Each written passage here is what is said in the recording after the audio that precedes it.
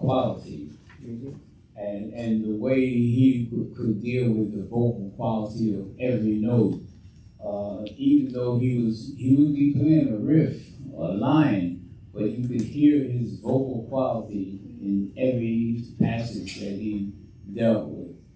Every note, whether it be an elongated note or a short staccato or whatever, you could hear that vocal quality. You could hear he was actually speaking words, not notes. You could hear his thoughts in what he was saying on his instrument.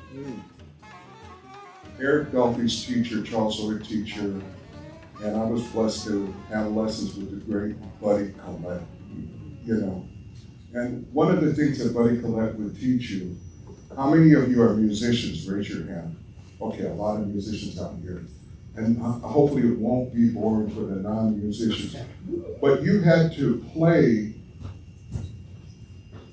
in a way that you could have your own sound, like the Duke Ellington Band. All of the saxophones had a different sound, but boy, when they blended together, Lord have mercy. It was like a compendium of giants, you know. But another thing that Buddy Collette taught his students to do, and you're going to really hear it in the statement of the theme of What Love, is to blend into another instrument to the point that you disappear into one another. And all of a sudden, it becomes a new instrument.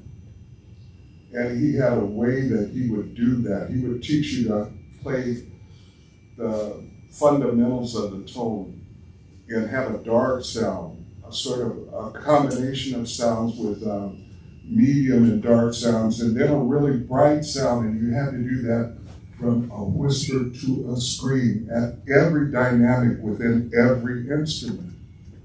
And when you hear Eric Dolphy play, you can hear what he got from Collette and just took in the stars.